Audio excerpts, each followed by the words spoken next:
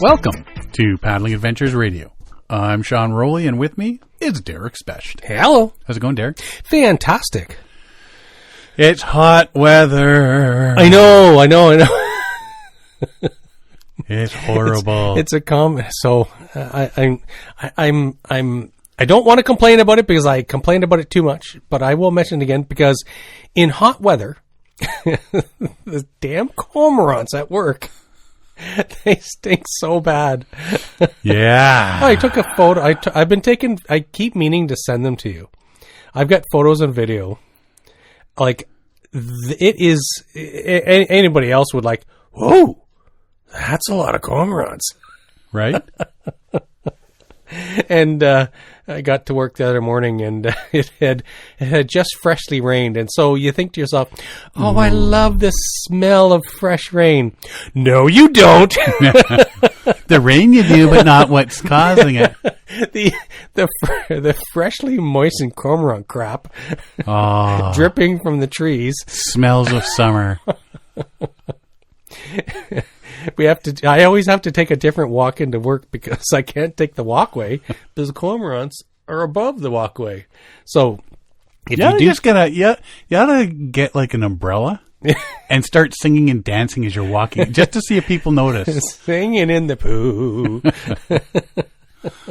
Yeah, it's been hot lately. It has. It's been really hot. It has been really different. As much as we love paddling, I'm beginning to think maybe I should have just taken up swimming. Well, I've been in whatever parks in the last few decades, and like I don't mind the hot weather when you're out paddling. And it's like, well, you just paddle a little bit slower, or you move around camp a little bit slower. Portages, they suck in high temps. That's an insult to things that suck. Yeah, it's brutal when you're weighed down with packs and gear and slogging. Because especially if it's a thick forest, it holds that heat and humidity. Yes, the humidity just bakes in. Yeah. Oh. And it seems to create a bumper crop of mosquitoes and black flies. And anyway, I don't want to complain. I remember taking Tracy on one of her first canoe trips. Oh. And it was hot. And when we came out of the forest at the end of the last portage, she goes, "Is this the last portage?" I said, "Yep, nothing but paddling from here." Good, because I am tired of this expletive. I've had enough of this. But even I was just like, oh man, just the heat and humidity that was just being held in. It's oppressive. In the trees. And the portage pack or whatever you got on your back, it's like the heat that builds up at your kidneys with the backpack. It's like, oh man, you're trying to jam a fist in there to create some airspace. And yeah. Yep. And the soggy underwear, because that's where all the sweat goes down your back. It's all running downhill. Yep. Oh yeah. So we had a little discussion. Oh, did we? About Killarney. Are we going to talk? No, Killbear. Killbear's tree, famous tree. So I'll just preface this. Hang on, I'll just preface this beforehand. When I think of a windswept tree, I'm thinking of the Jack Pine by Tom Thompson. Yep. I'm not thinking of Killbear Provincial Park. Yeah. However, so I didn't know that I'd be allowed to talk about it, or else I would have had the story open in front of me. But there is a Instagram famous or photo famous. Everybody wants to go take a picture of this windswept tree in Killbear Provincial Park, and it's just become photo famous. Everybody wants to get an Instagram shot of it and whatever. It looks pretty amazing. It leans way over, and it's got all the windswept qualities of a really amazing photo shot. And but unfortunately, the tree is feeling its age, I guess. So it's they've noticed that there's a bit more sag in the last 2 years. And so they had park staff go and take a look at it, and so it's starting to rot from the inside out. So it's having trouble holding its own weight. So they've propped it up, and so it's not so photogenic anymore with its crutch. And so there is a company and I'm sorry I don't have the story in front of me, but the company, they have they grow trees and stuff. And that's my explanation. They grow trees and stuff. those people that grow the tree things. So this company has gone above and beyond. Now I'm thinking, I'm the positive type of person, so I'm thinking this is fantastic. Sure, it's going to be different, but they took cuttings and seedlings from this tree and grafted them onto other trees, and so it'll be, for the most part, it'll be the same, genetically the same tree. Of course, it's not going to be the windswept one, but genetically this famous tree will live on. I thought that was fantastic, and I saw that. I shared it with Alan too, and Alan gave it a heart. He's like, oh, he liked it too, and of course Sean didn't like it. It's not the same tree. Forest Gene Conservation Association. There you go. Yeah, they made 30 clones of the tree. Yep. Okay, it's fancy dancy tree that everybody liked, but now you got 30 trees elsewhere that don't look anything like it. I don't see the... Here come the clones. Yeah. What is it? Do robots dream of electric sheep? Mm-hmm. Yeah. What's the name of that movie? That was the original title. I don't know what the actual movie's name was. I've just heard that. Well, the original book, the original movie was Do Robots Dream of Electric Sheep? And it's... oh, gosh. Nerd. Gosh darn it. You're just going to... Well, anyway, we're just going to... We're going to Google it while we're talking. Anyways, I think it's great that there's going to be these 30 seedlings. They plan... They've grafted them already. They're in pots and they're in their greenhouse. And Blade Runner. Blade Runner, that's it. Do androids dream of electric sheep? Androids dream of electric sheep. That was the original title. Yeah. Anyways. I just don't see the... Like I say, why not just make 30 new trees? I thought this was fantastic because you're taking the genetic of that tree. You're keeping that tree. So, I don't know. Well, you could just make seedlings from the tree. Well, for people who have emotions, it's a fantastic thing. Losers! I think it's awesome. I don't know where they're going to plant them. They're going to plant them. I think it's cool that they're making new trees. Yeah. But I think everybody's just think, oh, it's that tree. Yeah, but it looks nothing like that tree. It's not in the same location. It's not going to have the same memories. It's not going to have the same windswept look. It's not... Look, it's a human. No, but that's Fred. That one's George. You like the George. You've never seen the Fred, even though Fred is George's son. They don't have the same memories. Anyway, I thought it was kind of cool that they are keeping the genetic origin of the tree, making 30 new ones, and they're going to plant them late summer or fall this year. 2026, I think they said. That'd be next year. Yeah. So late summer, early fall of 2026, they're going to go back up to Killbear and plant this genetic duplicate somewhere. Now, what were you saying about you can't make something of it or something? And I said, well, if you were to cut it down and make a chair, it'd still be there. It'll live forever in the chair. Yeah. Well, it's going to be gone. Well, not if you cut it down now and make a chair.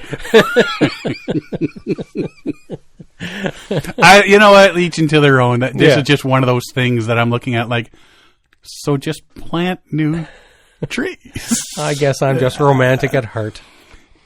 Tree lover. I don't know that I've ever hugged a tree. Really? I'm sure I have, but not hugging, but I don't know. I'm not a tree hugger. Damn it. Have you ever touched a tree? Oh, I touched lots of trees. So right. Oh, wait. Yeah. Tree fondler. I saw it too late where you were going with that. You saw it too late. You ran into that like a brick wall. Anyways, I thought it was cool. I thought it was interesting. You know, it's cool that they're actually taking the clippings cuttings, yeah. and all that sort of stuff and making new tree. Yeah. But okay. Well, okay. So now this is more of the scientific part, but there is a deep valley in Australia, and it was only discovered, I think, 10 years ago. There was a big forest fire, and when they went in to douse the fire, this wildfire started by lightning, whatever. Anyways, they get into this valley and the valley was protected because it was a very humid valley.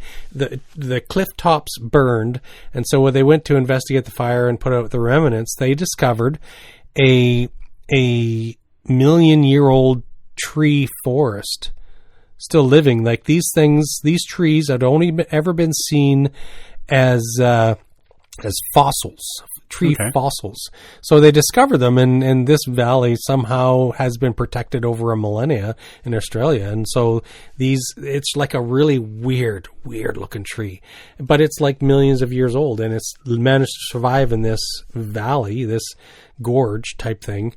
So anyways, I'd like to get a cutting of one of those. Mm-hmm. That's a bit different, though. So in the valley, was there a bog? And in that bog, is there a log? In the bog in the barrio. Rattling bog. Who's the chef that went around the world everywhere? Oh, yes. I liked his Japanese episodes. His Japan episodes. Total drawing a blank on his name now. Yeah. We are getting old. I know. Anyway, so him and another guy found these old, almost extinct cocoa trees. This one strain. And they brought them back and planted ended up with a big orchard. Anthony Bourdain.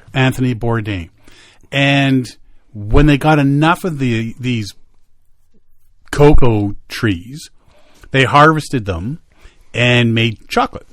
Oh, cool. And they made chocolate bars at like $36 each. So I bought 3. Did you? I did. Oh, wow. I did. Well, and I ended up selling one to a buddy. Yeah. Yeah, so because he wanted to try it. It's not a chocolate bar like you just mow down. It's like you take one square today and that chocolate bar is going to last you a couple of weeks, right? Yeah. So I bought 2 of them, and it was really good chocolate. It really was. And That's interesting. I've had chocolate from all over the world. Yeah. I have chocolate mules that bring me chocolate from different places. I had a buddy that went to Barcelona. Yeah. And I said, dude, there's this chocolate shop you have to go to and buy me. And I listed. One of the guys I work with, his wife is from Bolivia. Yeah. So they went back to Bolivia. And I said, okay, where you're going? About 10 kilometers away, there's a co-op. So all the farmers get together into their co-op, and they make and sell chocolate. Yeah. And get me one of these, get me one of these, get me. So I had all this handmade chocolate brought up from Bolivia. That reminds me, I was your cheese mule. And you were my cheese mule. While you're in Nova Scotia, there's this family cheese place. Right? Apparently I have food mules. So I brought you back some Dragon's Breath blue cheese and some Goudas. Some smoked Gouda. Mm. Yeah. Yeah. See, I got these. But Anthony Bourdain did that with that one cocoa tree. Yeah. That was going extinct, or they thought was extinct or something. They found some, and they expanded it and grew it and kept it going until they had a big plantation, I guess. Yeah. And that's what they did with this. They made chocolate. Very cool. It was expensive, but it was so good. Mm-hmm. And people are looking at me, what do you mean $36 for a chocolate bar? If you don't know, you don't know. Yeah, it just reminds me of the growing up, you'd get at Easter, you get the chocolate bunny, and the chocolate bunny is like hard as rock, and it's like 70-80% paraffin wax, not really much chocolate in it. But you know what? That cheap ass chocolate, really, you eat that stuff, and then when you get some really good stuff, you really appreciate that good chocolate. It's like it's like drinking some live beer. Your life on Tim Hortons coffee, and then you go to a specialty coffee shop. It's like, oh, is this what it's supposed to taste like? And then you get some of that civet coffee.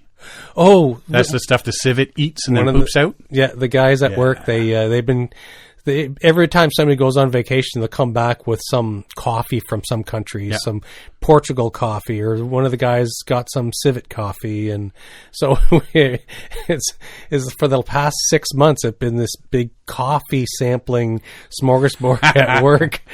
I had a friend, Tracy and I had a friend that worked on a cruise ship, and they went down to Brazil and Colombia, and they hit some coffee plantations.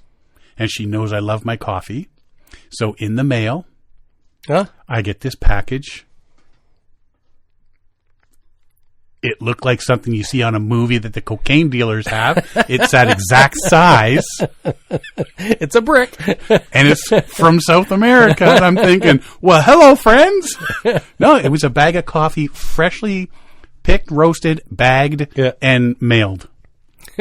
We've been looking at coffee roasters at work lately. It's like, and somebody said, hey, where do you get green coffee? And I the Green Coffee Company. It's like, what? You know about this? Well, yeah, it's downtown Toronto. You can buy just the green coffee and then you can roast it yourself. And anyways, so. Derek knows too much. We must have him Because I was going to buy myself a coffee roaster. Yeah. No, that's too much work for me. I'll do the grinding and all that sort of, but when I've got to start roasting it and everything, no. By the time I'm done and the coffee's there, I'm already at lunchtime. Yeah. Would you like a cup of coffee? No. I'm not going to wait. I'm not 45 here for 4 hours. minutes. Yeah. Forget it, pal. Anyway, so we're in August almost. We are almost one there. day out of August. Yeah. And I use the term August water. Okay. It seems when it's really hot summer. I had an uncle named August. August water? No, August. What was his last name? Specht.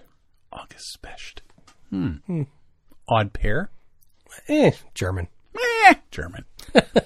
Anyway. So August, when it's hot summers, we get August water, I call it. Because you start drinking the water from your tap, even though it's cold water, and it's got that taste to it. Yes. Like an earthy taste to it. So you got to filter it out or put in the Brita filter or something, or just deal with it. Yeah. Drink from the fountain, drink from the hose. Because the people who process water for cities can only do so much. Well, and I've talked to them about it because we had this taste in our sink, and I thought, well, I've just done some work on the pipes or something. And he goes, no, we're still getting they do all the testing every single day and all that sort of stuff, and there's nothing in the water right now. So August water's coming up. And one of the things is we came across a story here, and it's not only here, but this is sort of a where things can go. Exactly. So toxic algae once again clouds the water of Nicola Lake. Regional and provincial leaders met with residents addressing the growing fears over water safety, environmental health, and community response. Now, anybody who camps in Algonquin will be familiar with, what's the lake? Yeah, they had a couple lakes closed down because of algae blooms. For like 5 or 6 years because of algae blooms. Yeah, and every year. And I've canoed through it, and there's a layer. You are allowed to canoe through. You cannot camp. Cannot camp. Stay. You cannot stay there. You cannot drink it. Yeah. Nothing. And boiling doesn't help. No. So out in BC, the Nicola Lake there, meeting held by Lakeshore brought together TNRD directors David Laird, Herb Graham, Fraser, Nicola, Tony Luck, Merritt Mayor Mike Getz, Upper Nicola Band Councillor Brian Holmes, and almost 100 members of the public to discuss the growing threat of toxic blue-green algae bloom in Nicola Lake. Recurring issue that has intensified this summer. And this summer here has been extremely hot. Yes. Last couple weeks, Castanet Kamloops reported that a 7-month-old puppy fell ill and died less than half an hour after being in the water. And so that just kind of gives you an idea of what this bloom can do. Yeah. Kristen Odd, who owns a summer home at the Merritt Lake area lake, said her English Springer Spaniel puppy became fatally ill after being in the water. According to her, the dog seemed disoriented and was vomiting and defecating. She added that she scooped a jelly-like bile substance out of its mouth while getting him in the shower to wash him off, and right after rushed him to a veterinarian in Merritt, but it was too late. He died right then and there. I'm still in shock. I actually have never seen anything like this, she says. The community keeps looking for answers after hearing several dogs became critically ill after being at the lake the last couple weeks, with residents saying another dog has died since. So dogs are getting very ill. Dogs are dying. Well, dogs don't know not to drink the water, right? Humans will go, oh, I'm not drinking that. But dogs will drink from a mud well, puddle. you got to think of the other animals that are drinking it too. Yeah, that's true. Right? Like bears and so how many of these animals have wandered out into the woods? And yeah, there's like raccoons dead in the woods. And Nicola Lake sits at the heart of the Nicola Valley, a basin long known for its ecological diversity and cultural importance. Fed by the Nicola River and several smaller tributaries, the lake is historically supported fish populations, migratory birds, and agriculture. Also plays a central role in the lives of the Upper Nicola Band and the broader Syilx Okanagan Nation, who have stewarded the watershed for generations. Over the past century, the watershed has experienced significant change, including land clearing, ranching, irrigation demands, recreational use, population growth. These pressures have altered flow patterns and increased nutrient loading, which scientists now identify as major factors behind recurring algae blooms. And that's the key thing. Everybody is told, hey, careful what soaps you take with you camping, and use biodegradable soaps. And biodegradable soaps are meant to biodegrade in earth, not in a lake. And so but everybody goes, well, I'm just a camper. Well, if there's thousands of campers, this stuff gets into the waterways. And now that's a small part of the problem. A larger part of the problem would be runoff. Runoff from like farming, and so when you're pouring all these phosphates and stuff onto land to help crops grow, when you do that, rain runoff is going to make that go into bodies of water, and that's the problem. That's one of the major sources, maybe not the biggest source, but like industry also. It's like when you have these nutrients, excessive nutrients flowing into waterways, it will create a toxic algae bloom. These pressures have altered flow patterns, like increased nutrient loading, like all this stuff, like you say, from the groundwater that's gone in the groundwater, the stuff that's coming off runoff from streets, runoffs and that, it's all going in there. Yeah. We've impacted this community with people living in it, and you can see the results. David Laird, TNRD director, says. Brian Holmes, counselor for the Upper Nicola Band, echoed Laird's opinion, noting that while cattle in the stream is an issue and always has been, it isn't the only issue. And of course, everybody wants to blame the cows or the farmers doing cows something. Are pooping in the water. Yeah. Particular around Nicola Lake, we've got housing development that has changed the landscape a little bit. So the runoff, every time it rains, it brings a bit of sediment or any kind of material more than it used to before there was any development there. And that's like people fertilizing their lawns or spraying their lawns or spraying their flowers or whatever, washing their cars in the driveway. Weed eaters He added that the highway that passes by the lake contributes contaminants to the water system as well. All the runoff from all the contaminants from whatever vehicle exhaust, rubber, all kinds goes into the system. If there's any accidents along the lake, which there have been a few, any of those contaminants will come into the lake and contribute as well. Holmes confirmed that water testing conducted identified a toxic bloom-forming strain of cyanobacteria. Recently, the algae has started to accumulate in kind of a paint-like form. It starts with grass clipping algae. If there's some good algae in there's some good algae in the system, but there's also toxic producing kinds, which we've been seeing more and more of. The bloom has shifted with the wind, initially spreading throughout the lake before being pushed to the north end. Calm days are when it starts to settle, and it'll settle throughout the whole lake, then start to accumulate more into the toxic stuff. Holmes added that boiling water does not neutralize the toxin. In fact, it worsens it. It makes it airborne through the stream. Steam. We've even advised to wear N95 masks while taking samples because of the spores. Imagine. Just sampling it. Just taking a water sample. Yeah. And you've got to wear a mask. Yeah. Beyond the risks to humans and pet health, Holmes said the blooms are affecting traditional food systems. We've been advised not to eat fish during the blooms. The toxins accumulate in fish tissue, especially the gills. I've caught fish during fishing season that were green along their sides. Oh, can imagine. It's really impacting our sustenance fishing, kokanee, trout, and burbot. During the lakeside meeting, Perry Metcalf proposed a more structured and technology-driven response. Instead of testing the lake twice a year, have a business case put together for real-time monitoring of the lake that the collective can access aside from the ministry. He added the communication systems for alerts are essential. That's detection and discuss reporting. Is there a mass communication that we can do for reporting the detection we have now? And then can we correct any infiltration problems and prevent any infiltration? The call resonated with many in attendance. Within days of the meeting, concerned residents began formally organizing under a new name, Guardians of Nicola Lake Watershed Society. You know, and this goes back to the stewardship thing, right? Mm-hmm. Yes, like taking stewardship of your water bodies, and, you know, like I say, the government isn't necessarily going to throw all the money in. So, you know, citizens that want to look after the watershed get together and do what they can on their side to help out.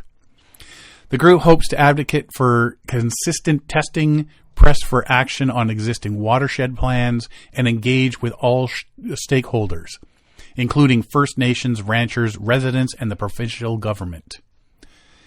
2017, Upper Nicola Band investigated fish carcasses found along Douglas Lake and the Nicola River. 2024, the band ran a nutrient study that showed the algae was being fed by external inflows, rain events, flooding, possible wildfire debris, rather than internal lake. So everything that's causing this is coming from outside. Yeah, it's pouring into the lake. Algae blooms are symptoms of things that have happened in the watershed. There's not much you can do about it now, but let it run its course and stay away from the water. Who wants to stay away from the water, though? I know. Other lakes across the province, including Elk Lake, Prior Lake, Mammoth Lake, Mara Lake, and Quamachan Lake, are experiencing the same crisis. The BC government has reported that blooms have become increasingly common in the last decade. And these ones in Algonquin were just before COVID hit. So they're in the same time period. Correct. While not all blooms are toxic, some types of cyanobacteria produce cyanotoxins, which can cause serious illness or death in humans, pets, and wildlife when ingested or contacted through skin or inhaled as airborne droplets. According to the BC Ministry of Environment, cyanobacteria, commonly referred to as blue-green algae, are naturally occurring bacteria that thrive in warm, nutrient-rich, slow-moving water. Blooms often appear as blue-green scum or mats on the surface of the water and may look like paint, slime, or grass clippings. Symptoms of exposure can include skin irritation, nausea, diarrhea, and in severe cases, liver damage and respiratory failure. That's like, wow, just from algae. This is not unique to the Nicola Valley, Holmes says, the Okanagan Valley, the Kootenays, the island, because this is just northeast of Vancouver. Yes. Yeah. Lots of places are experiencing algae blooms in the last 5 years. It's the human collective. It's climate change. It's all the above. All of us are responsible. So, like I say, it's not just a BC thing. There's stories if you Google it, there's stories all across Canada about this right now. Lake Erie, very warm right now, raising concerns about algae blooms. Various lakes in Ontario have seen blooms. A couple lakes in Algonquin, like we said, were closed off to camping due to algae blooms. So yeah, that's one I was trying to think of earlier, but it's so it's Lake Lavier, so it's Dixon Lake, Lake Lavier, Hardy Bay, and Rhine Lake. And so there's reports of them being closed for camping right back until 2014, 2013. Yeah. So it's been a problem that long, over a decade. Mm-hmm. Yep. So question being, if you're out paddling on a trip somewhere and you're relying on filtered water, if you don't realize there's an algae bloom, exactly, right? So you have to or the start of one. People are going to have to learn how to start recognizing algae blooms, and so take a freshwater mountain spring or something that pours into whatever toxified lake you're on, and filter your water from that stream, because the algae bloom is going to be in the lake. It's going to be affected by heat and sunlight and whatever. So it's that cyanobacteria that, it causes that blue-green algae. So it's one of those things. And like, honestly, like, is this, and I think it is, this is more of one of those canary in the coal mine things that we kind of, it's like, we're in it now type thing, right? This is one of those things that, like they say, climate change is just, got to be careful. I think we're too late to change things for climate change. I think we're in it. I think we have to start, like, we're going to be reacting to it more and more. It's not, hey, let's avoid it. It's going to be, no, we missed the bus on that. Missed the boat. So I think it's more of a we have to start reacting to it and coming up with technologies to, carbon capture and, there's slow it down if we can. Exactly. And I don't think we're going to ever stop. There are lots of companies out there that do carbon capture, and you do it in whatever solid matrices and yada yada yada. You're pulling carbon from the sky, just like, hey, well, isn't that what trees do? Well, yeah, but we're kind of cutting down all the trees. But there is the regular climate cycles that happen. We're not helping. That's for sure. No, we are not helping. Yeah. So I agree. There are natural cycles. But I think we've pushed what nature can compensate for, and like, it doesn't. Of course, the natural wildfires, which are particularly bad this year, is not helping much either. But it's just it's a sign of the times. It's we're going to have to start really paying attention. We can't take for granted what we used to. We really have to. We have to learn how to recognize that if you're paddling through a lake, you have to recognize that maybe the scum on top of the water means you shouldn't be drinking that water. Right? It's not just pollen from the pine trees. Like, what is it?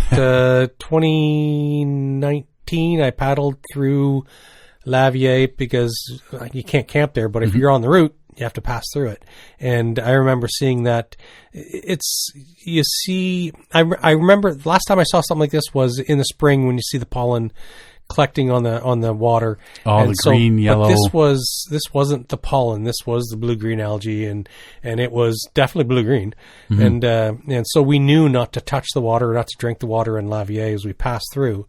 But people are going to have to start recognizing for themselves. It's like, well, like you say, it's sort of the canary in the coal mine, right? Yeah. It's the beginning. And keep an eye on your pets. If you're camping with a dog and you come across one of these blue-green algae lakes, do not let the dog swim. Yeah. Because you can't control what they're going to consume when they're swimming. No. The amount of people that we even go up to the leash-free area. There's the river that the salmon go up and spawn. Yeah. The amount of people that say our dog rolls in them and eats them. Yeah. I am lucky none of my dogs have ever done that. They want no part of a dead fish. I used to have beagles, and they loved rolling in dead fish. I loved rolling in poop. And the female beagle just loved horse poop. She would, like, sneak up and then take a bite and run off before you could stop her. It's like, it's horse poop. What are you doing? No. She loved it. She just loved horse poop. Yeah. Nope. But the only my last dog liked the cat litter box. Oh, there you go. So crunchy snacks. Right? It's the chocolate bar machine. Alrighty. So watch yourself around lakes and rivers that have blue-green algae. Yeah, it's one of those things. Google it and take a look at it. It's going to have to start becoming part of your research for a camping trip. It's like, Right. do I have any lakes that are at risk that I'm going to be passing through or wanting to be camping on? Is there forest fires in the areas that I'm planning on heading to? Like, check a day or two ahead of time. So, I might need to change my plans. There's a forest fire forming in that area. It's pushing east or pushing west. You have to be, it's one of these new planning tools. You can't just count on hey, it's going to be good weather. No, it might be good weather, but you might end up with a forest fire. Right. Or a blue-green algae lake. Blech. Anyway. Do you remember when we were talking about lakes and Algonquin? Remember when we were going to Hogan and came across the bear on the porch? Oh, yes. Mm-hmm. And he was more scared of us than we were of him. A man has been hospitalized with injuries following a grizzly bear attack near Creston, BC. BC Conservation Services officers later determined the animal's behavior was defensive in nature. Oh. So a lot of people, they're out portaging and they're all worried about coming across bears because bears are going to stalk you, bears are going to hunt you, bears are going to eat you. And the BC Conservation Officer Services, BCCOS, said in a social media post that the attack happened around 4:30 p.m. Saturday when a husband and wife were riding e-bikes along Kootenay River near West Creston in southeast BC, so they were northeast of Vancouver. They were fast and quiet, and they came upon a bear, and the bear says, "Whoa, I'm being attacked." Service said the wife heard her husband scream, saw a grizzly bear running at her. She used bear spray, then realized a second bear was attacking her husband. Wife used bear spray again, and both bears ran off. Emergency services were called. The man was transported to hospital in Cranbrook by ambulance, where he underwent surgery. RCMP say the attack happened in the Creston Valley Wildlife Management Area. Investigators believe the bear are 2 to 3 years old, are known to have been in the area over the last few years. According to the police, the two victims were riding their bikes along the park's dike system near a bat hut when they were attacked. So if you switch the story around, these bears are telling their friends, 2 people on bicycles attacked us. Right? So it's all perspective. It definitely is. And really, you just caused a defensive situation in bears. Mm-hmm. So I don't know, like the preparedness in this case by way of ready access and use of bear spray may prove to have been a life-saving measure, says Creston RCMP Staff Sergeant Brandon Bulazuk, reminding hikers to be prepared and encounter predators in the wild. A wildlife coexistence coordinator. Wow, I've never heard of that before. I've never heard of that title before. In the area said that it's possible the e-bikers came upon the bears too quickly, weren't making enough noise to herald their coming. Sergeant Ben Beetlestone with the BCCOS confirmed the 2 cyclists encountered the bears on a blind corner in a trail that was thick with bushes. They were very well prepared with the bear spray for the encounter of the bears. And the wife had the foresight to call 911 right away and get an ambulance rolling there. So, yeah, they surprised the bears. The bears went in defensive mode and attacked. It's good to know that it wasn't a predatory response. Yes. It was defensive. So e-bikes can move pretty quick. Mm-hmm. And they're quiet. And they're pretty quiet. Yeah. And if you're just enjoying the day, not talking, not, Yeah, you're just riding and enjoying the nature. Yeah. Zipping through. The conservation officers swept the area after the attack, didn't locate the bears. They closed 3 major trails in the area, installed signage, and set up traps, but no bears were captured. They said they've determined that the attack was defensive in nature. There was no evidence to suggest the bears had been stalking or hunting people. Said officers interviewed the couple, assessed the attack site, consulted with a regional large carnivore specialist.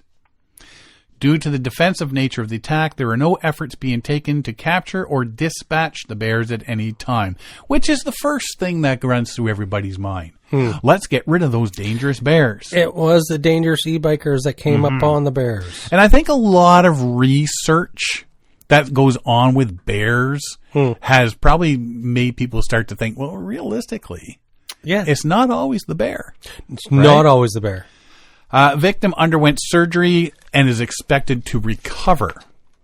On a side note, reported human grizzly bear conflicts in BC have gone from 943 in 2019 to 617 in 2024. That's 300, down 300 reports of the conflicts. Creston Mayor Arnold DeBoon, a former conservation officer, said that there have been concerted efforts over the last few decades to restore grizzly bears in the Creston Valley. He advises people in the backcountry to be on the lookout for telltale signs of bear activity, like bear scratch marks and overturned rocks. When you're focused on something that you enjoy, you're not always thinking about what the risk factor is. And again, there are probably a lot of people here that aren't aware of the number of grizzlies that do live quietly in our valley, the mayor says. So, when we're out, do you wear bear bells on your packs? On my portage packs, I put bear bells. Do you walk down the trail whistling, singing, or calling, "Hey bear"? No, hey bear. I do not. I know a few people that do the "hey bear" thing. Whistling or singing depends on the day. Mm-hmm. I'll make more noise if I'm solo, right, to try to get their attention. Now I know I've been on making noise on one portage, and I was on a late fall, so like you could see your breath. Yeah. And I was making noise, and I came across the portage, and on the ground in the middle of the portage was a steaming pile of bear scat. And it was actually steaming. So I knew he was in the woods watching me. Yes. Right? He was just there. He was just there. And he's like, I was just having a nice poo in this stupid portage or disturbs me. Bathroom break. Right? So yeah, if you're out there on the portages, whatever, keep an eye on your surroundings. These days it's easy to blame the animal, like I said, but we are in their homes and they may not be expecting us. Yes.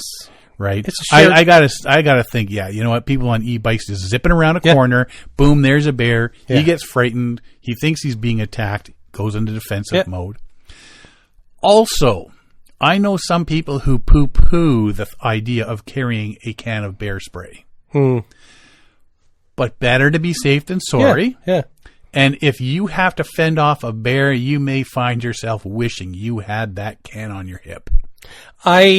When I lived out in BC, it was something that was more common.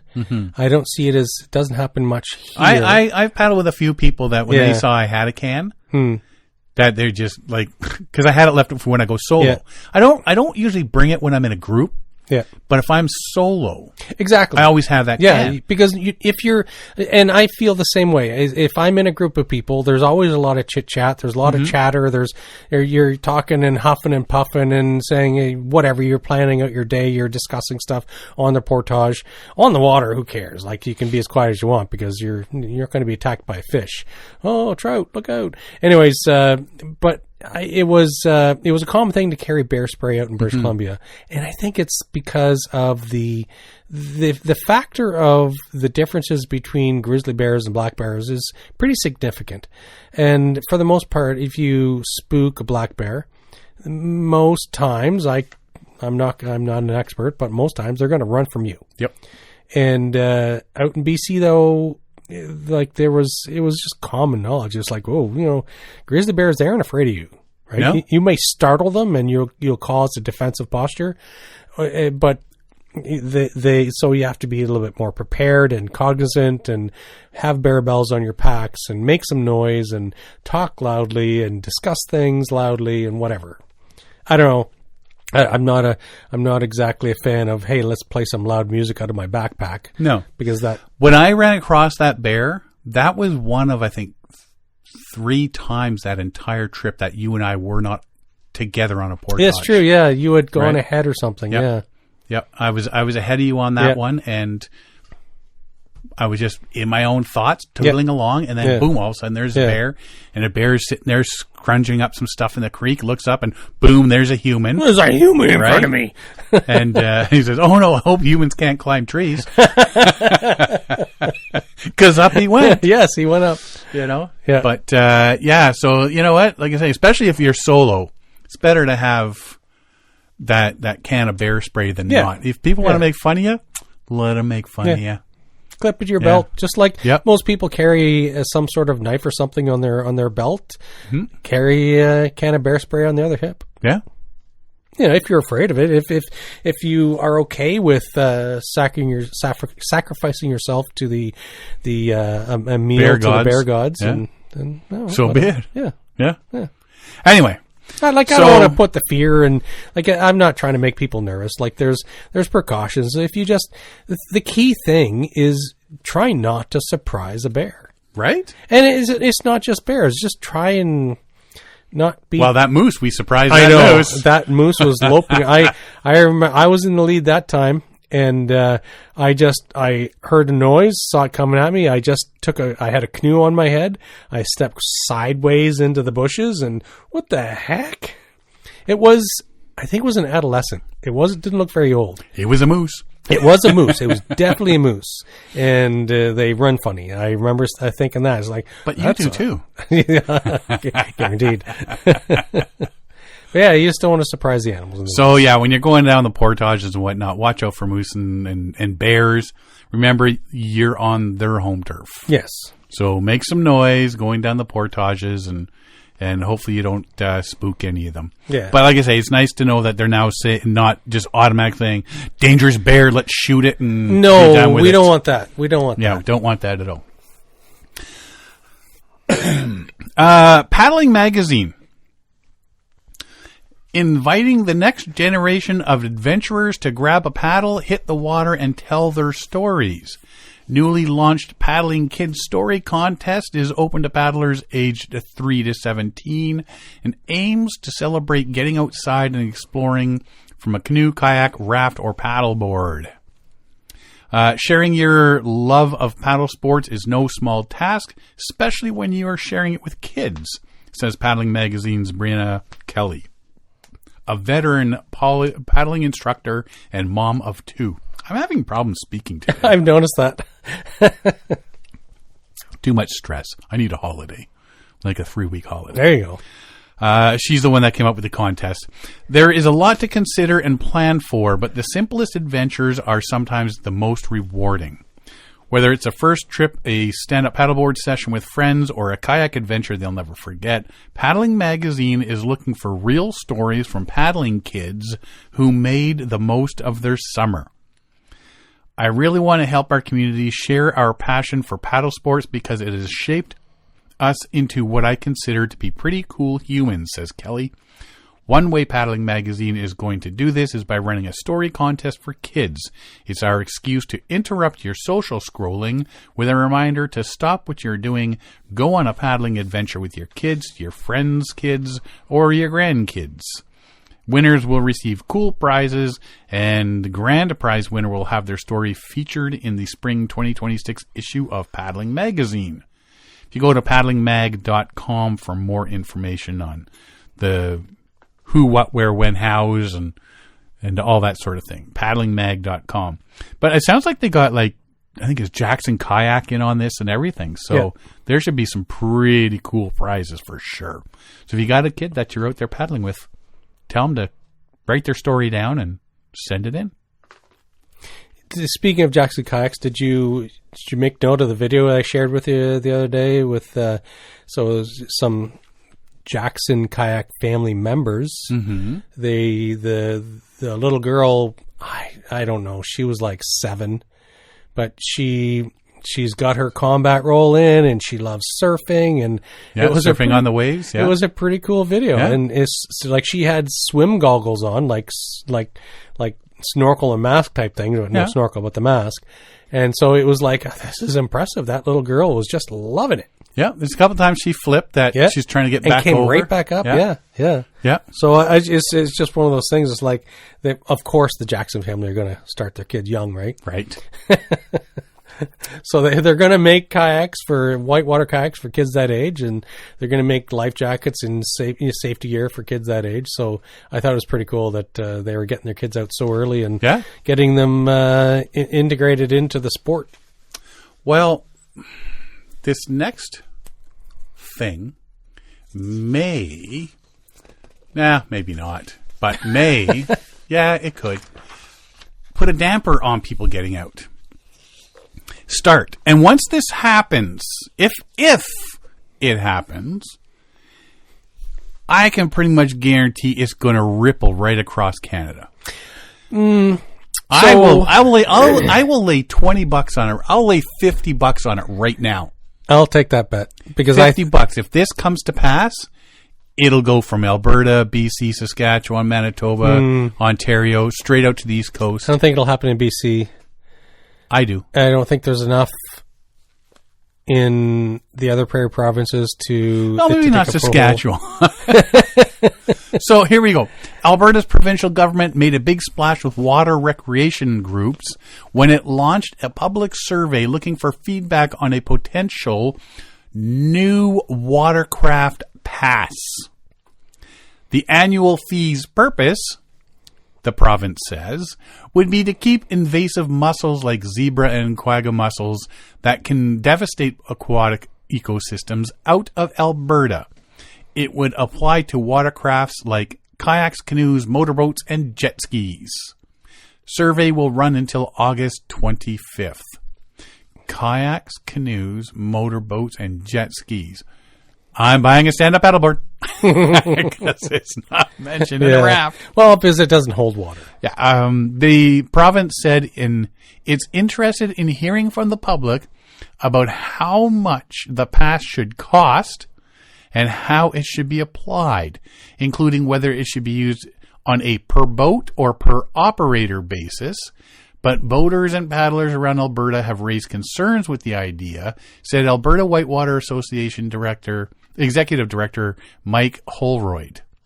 So now I know through the states, there's certain states that have this thing where you've got to pay yearly. And we covered this 2 years ago. I think a few years back, yeah. Wisconsin, Michigan, or there's a few of them out there. Yeah, but you got to pay every year. You got to pay a fee so that you can you get a sticker to put on your boat. And I know a few people who have like 6 or 7 watercraft, and they just choose which one to take out. Can you imagine if you had 6, like look a at couple Kevin canoes? Callan, he would be screwed. I know it'd be cost a fortune, it's right? Like, and hence why they're saying is it going to be per boat or per operator?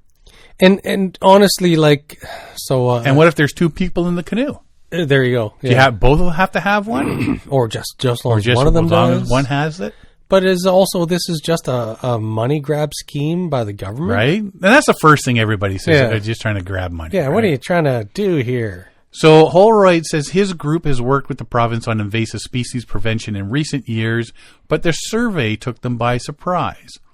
What they're really after is trying to stop the mussels from coming into the province, which is from the east and the south. And instead, they're going with this shotgun approach that's kind of all over the province, which doesn't make a lot of sense. It doesn't. It really doesn't. More engagement with key stakeholders would be better before the public survey, Holroyd says. He added he believes motorboats or sailboats entering Alberta are likely the bigger problem the province faces with invasive mussels.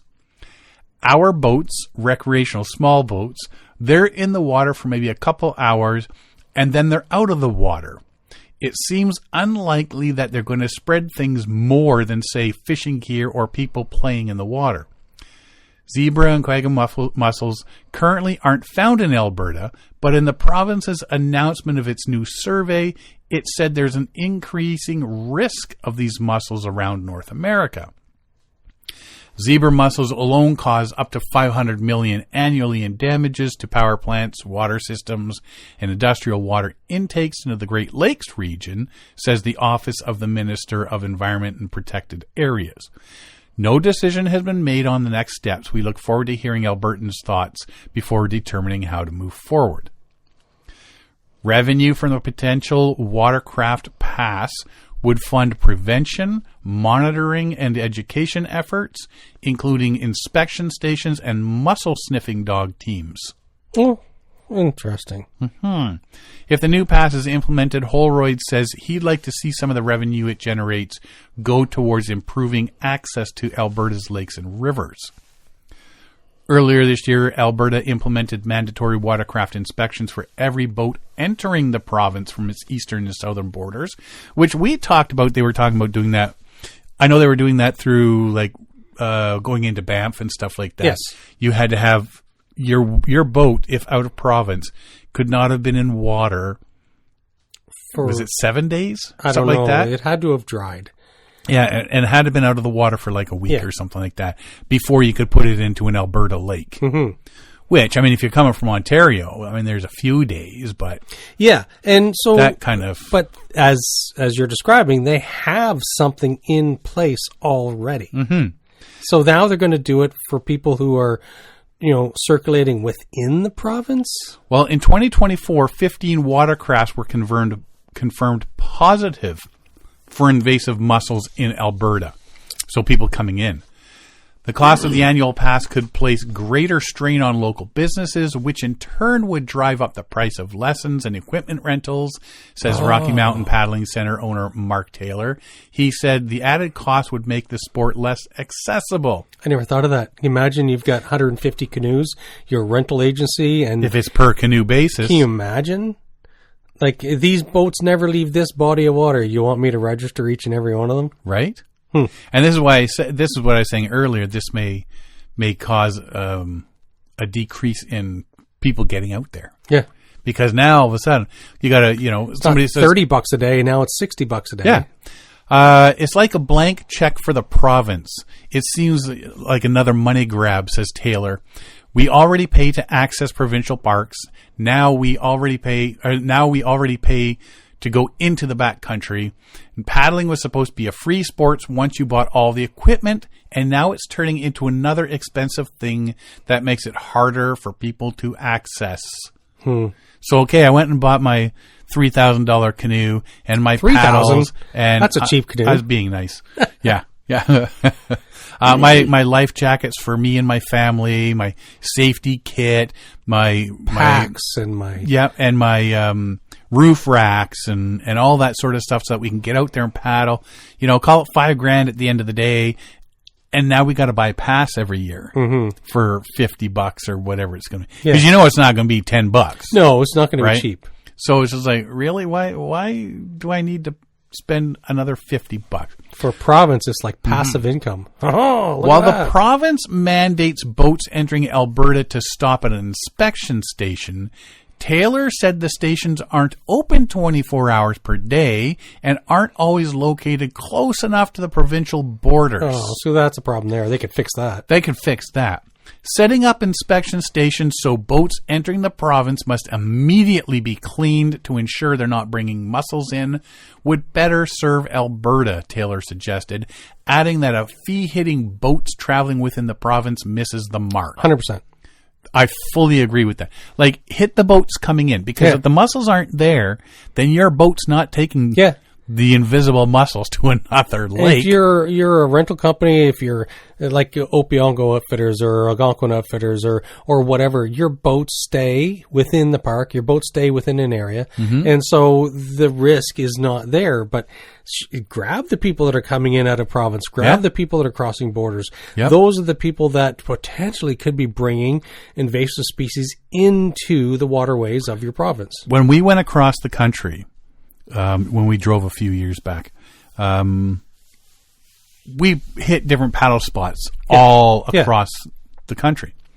And if there was going into Alberta, if there was a boat washing, you must stop here and wash, I'd have no problems doing that. Yeah, here's my $10, wash my boat just to make sure there's nothing there, and doodly doop on my way. Yeah, bleach me down, clean me up. And yeah, exactly. But yeah, if there's, like you say, if there's an outfitter there and they know there's nothing in that lake, why are you dinging him and his 15, 20, 30, whatever canoes and kayaks? Well, you ever pass by like an Opiongo or Algonquin Outfitters? Right. They've got they got tons of boats. Dozens. Yeah. So, fish swim, water moves, but the mussels and things like that, the invasive species, as it were, if they're not here, then there isn't a risk of transporting them from place to place. Yeah. If they're not here, I can't transport invisible mussels to another lake. Yeah. So Yeah, but I'll guarantee you right now, if Alberta says, "Yep, we're putting this in place," you got to buy a pass every year. Ontario will do it. Any big paddling places will do it. So I don't think British Columbia will do it. You don't think so? No, they're more of a granola crunching tree, hugging, sandal wearing. I think kayak paddling. Yeah, they're whale swimming, petting. and a lot of people they paddle ocean water anyways. So I don't know that they would. Yeah, but take they're still within steps. the province limits. They're not beyond international waters. Yeah, and they are exposed to ocean, which is mussel territory. And see, that's why I would think they would probably do it. Once it starts, it rolls downhill. And, once a government gets a taste of that passive income of the people registering their stuff. And, wait a minute. Alberta made $100 million doing that? Yeah. Well, we got 16 times as many people as them. Exactly. All right. Yeah. And don't forget, we got Dougie Ford here, too, so... Well, he just made it free for registering your vehicles and made it free to travel the toll highways. And he's kind of opposite of that monster, but he might be looking for passive income to replace the registration of your vehicle license plates. Which was dumb to begin with, but I'm not going to get into that. He's buying votes. How's that $1 a beer going? I know. Where's my $1 beer? Nobody can afford to sell you $1 beer. No, they can't. Morons. You can't regulate the price, people. You can tell them how you... Anyways, yeah. Let's not get on this. You will sell beer for $1. I can't afford to do that. Right? No more I got one last thing, and it's purely a fun thing. Do you remember the PS6? Or the PS5 or whatever it was? Yes. PlayStation? Remember it came out with the virtual reality kayaking? We talked about this, 6-8 months ago, I think. Yeah. Yeah, and it came out and late summer, last fall. You can put those virtual so you're in a headset 3D, on, and go kayaking. And remember, I said it would be cool if it was like a player versus player option, like on Call of Duty or something like that, where you can be paddling up with your buddy, smack them with your paddle, tip them, force them to be eaten by alligators or something like that. Exactly. Right? So, paddle, paddle, paddle. A rage-inducing party game. The most frustratingly fun co-op game of 2025. It's for your computer on a thing called Steam. Zorro Arts and Assemble Entertainment are thrilled to announce that Paddle, Paddle, Paddle, the hilariously brutal co-op chaos game, is now live on stream. The premise is annoyingly simple. All you need to do is press one button to row your boat safely. So why are you screaming at your computer as you perish in a pool of lava for the 15th time? Because that's paddle, paddle, paddle. Achingly simple and frustratingly hard with every stroke. Paddle, paddle, paddle will test your coordination and friendships as you attempt parkour in a rubber dinghy, with your only goal being to get to the end without drowning. Simple, right? One poorly timed jump or maneuver and you will find yourself in the drink. So there's some features. Physics-based paddling. Flail, flip, and occasionally paddle like a pro. Just don't question the laws of physics too hard. High frustration mode. Designed to break your spirit and your keyboard. Rage quitting is actively encouraged. Local and online co-op. Team up or tear apart friendships across the globe. There you go. Speedrun timer for masochists, leaderboard climbers, and those who enjoy pain with precision. One colossal handcrafted level. Optional checkpoints can be switched on if you're losing the will to carry on. Merciful settings. Tweak controls, toggle checkpoints, or just sit in the menu and scream into the void. They make it sound so fun. Simply put, we've never had so much fun paddling towards certain doom. Grab your friends, your family, your enemies, your Uber driver, your dog, anyone you can trust to mash buttons and not strangle you when you drown. Yet again. That sounds fun. That's like a good game. So I guess you can team up in a rubber dinghy and try to paddle down somewhere. Like the one I saw, there's lava on both sides of a river. Yeah. So you got to stay within the river. And I guess things pop up or currents change, and you got to stay. Next thing you know, you're burning to death in the lava. So if you're into paddling games and you're on Steam, check out Paddle. Cool. I'm going to have to check that out. Right? Not me.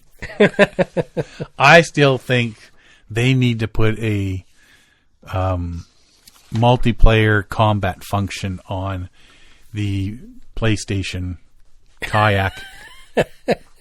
You should be able to shoot people. Right? If people are paddling and you're getting in your way, you should be able to pull a gun out of the hatch. And they look like they're having way too much fun. Let's spoil the day. Well, wait a minute. How did he get a harpoon? Who's shooting mortars? Right? A kayak-mounted mortar right from the front. Yeah. A little 50 cal, something on the front of your boat. Missile launcher, grenade launchers. See, that's the kind of Call of Duty kayak. If I mount this 50 cal on the back of my kayak, it's like thrust. It's like an engine. Just don't stand behind me. I'm shooting the people behind me while being shot forward at the same time. This is awesome. Well, that's all I got this week. You got anything else?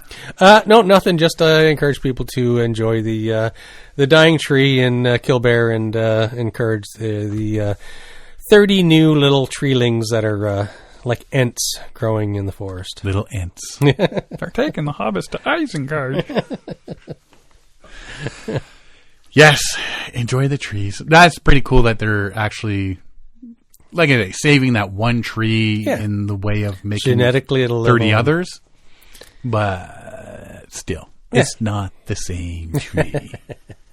If you're going to go, unless, of course, they can grow one that grows and looks exactly the same windswept look. Well, that you would need to train it. You need a bonsai trainer for that exactly. You need somebody who knows how to, manipulate the tree. Encourage a bonsai tree to grow a certain way. Just have it start growing and just have a fan on it constantly. Yeah.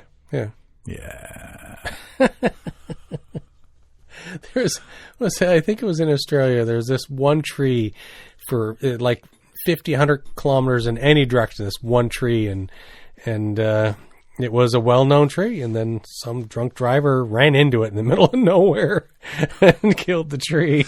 Wasn't there one in England that's been there for like hundreds of years and somebody cut it down? Yes. And that was just purely malicious. They didn't like the people enjoyed the tree. It was made famous by movies and stuff. Mm-hmm. And then somebody went and cut it down. Yeah. Hey, let's cut that down. What a wiener. People enjoy this too much. Yeah. Let's cut it down. Yeah. Way to go, Karen. It wasn't even on private property. It was on a public land. Unbelievable.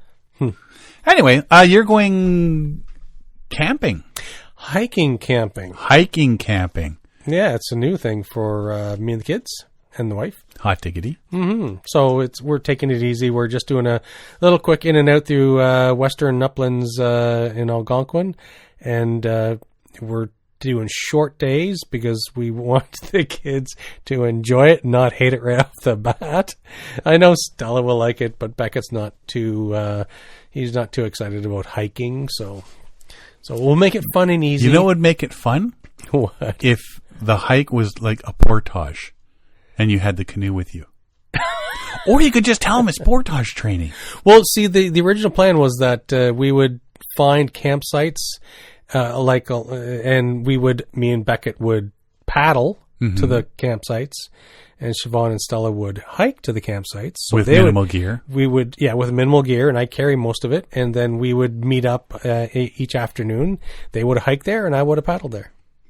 But we couldn't find the right campsites. Couldn't guarantee you'd get them because you can't book individual campsites. So it was better if we all hiked. Well, you'll have a good time anyway. Yeah. Regardless. Yeah. You're going to come out there. You're going to enjoy it, whether I have to drag you by the feet. You're going to enjoy this, whether you like it or not. Right. All righty. Well, have a good time, man. Yeah. Looking forward to it. If you want to find out more about us, you can find us at paddlingadventuresradio.com. We're on Facebook, Instagram, and YouTube. You can download or stream our episodes on iTunes, Apple Podcasts, Spotify, Podbean, iHeartRadio, Player FM, Amazon Music, or all your favorite podcast downloading sites. Or you can just go to the episode page at paddlingadventuresradio.com and stream or download all our episodes there. If you enjoy the podcast, please share it with friends, family, and fellow paddlers. I want to thank everybody for listening this week. I'm Sean Rowley. And I'm Derek Specht. We'll see you next time.